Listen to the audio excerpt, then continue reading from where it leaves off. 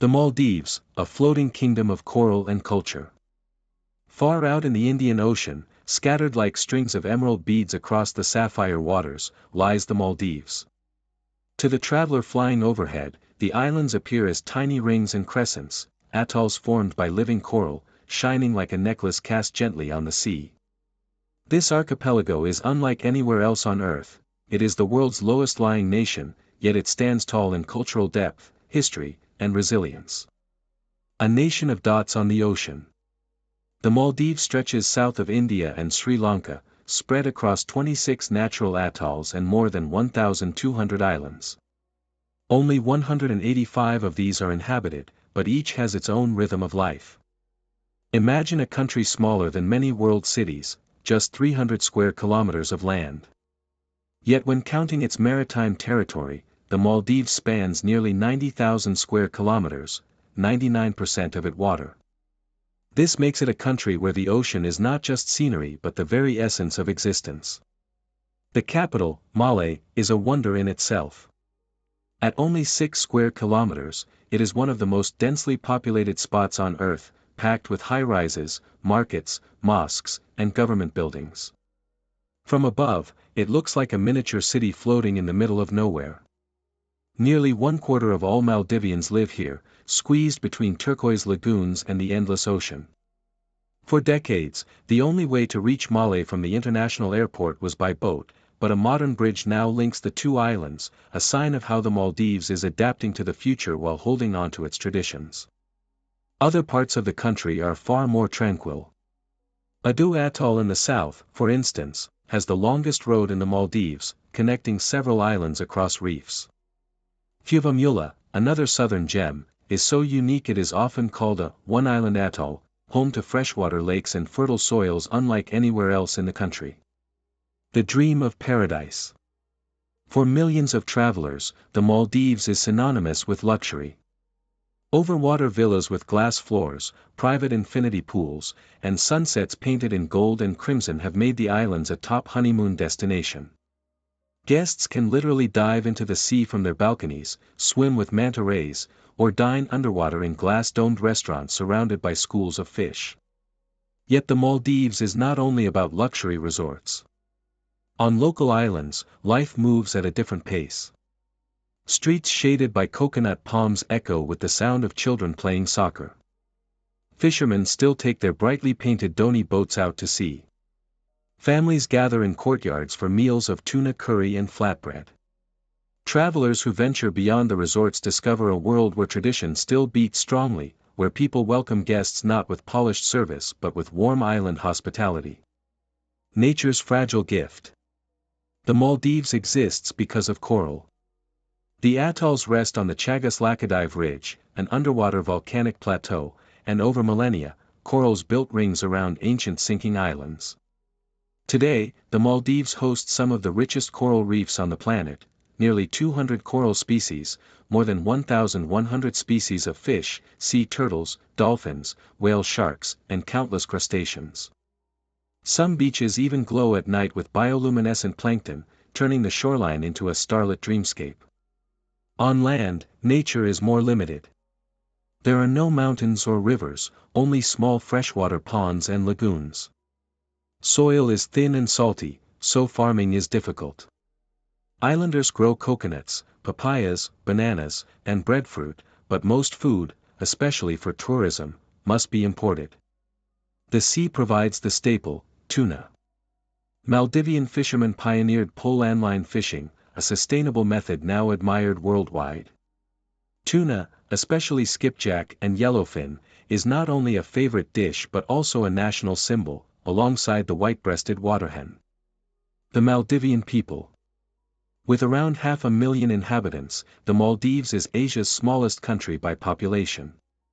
The people call themselves Maldivians or Dive Hai. Their language, Dive Hai, is a cousin of Sinhalese but has its own elegant script called the Ana, written from right to left and influenced by Arabic. Though English is widely spoken, especially in tourism, Dive Hai remains the language of the heart, poetry, and family life. Ethnically, Maldivians are a blend of influences. Centuries of seafarers passed through these islands, South Indians, Sinhalese, Arabs, and even Africans, leaving traces in culture, food, and appearance. The southern atolls, for instance, have slightly different dialects and customs than the north, while the people of Minicoy, once part of the Maldives, now under India, share strong cultural ties. Religion plays a central role. The Maldives was once Buddhist, and ancient ruins of stupas still lie buried under sand and palm trees. In the 12th century, Islam arrived, and the nation became Muslim almost overnight. Today, Islam is the official and only permitted religion for citizens. Non-Muslims may visit, but public expressions of other faiths are not allowed. Despite these restrictions, hospitality toward guests remains one of the Maldives' strongest traditions. Culture of the sea. Everything in Maldivian culture points back to the ocean. Traditional music features drums made from coconut wood, and dances often mimic the rhythm of waves. Lacquered crafts, woven mats, and finely carved boats are passed down from generation to generation. Festivals bring whole communities together. During Eid, islands light up with feasts, games, and music. And in everyday life, people rest in joli, swinging daybeds, sip tea with neighbors, and tell stories of sea spirits and mythical creatures said to haunt the lagoons. A history of resilience. The history of the Maldives reads like a saga of survival. The earliest settlers likely came from South India thousands of years ago, followed by Sinhalese migrants. Buddhism flourished here until the 12th century, when a mysterious traveler, legend says an Islamic scholar who banished a sea demon, convinced the king to convert to Islam. From then on, the Maldives became a sultanate. Foreign powers tried to control the islands. The Portuguese briefly occupied them in the 16th century, but locals rebelled and drove them out. Later, the British made the Maldives a protectorate, guiding its foreign affairs while leaving daily life largely untouched. Independence came in 1965, and by 1968, the monarchy was abolished in favor of a republic. Tourism began in the 1970s, transforming the economy almost overnight.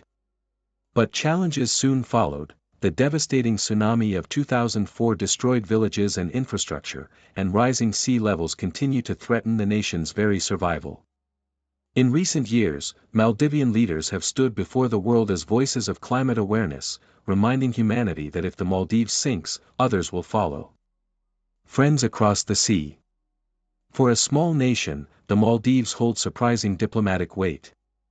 Sri Lanka is its closest friend, bound by shared culture and language, while India provides aid and security, though the relationship is sometimes complicated.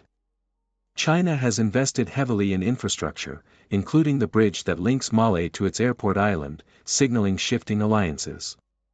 The United Kingdom remains a historic partner, while Singapore and the UAE are admired as models of how small, resource-limited nations can thrive. The future of the islands. The Maldives is both paradise and paradox.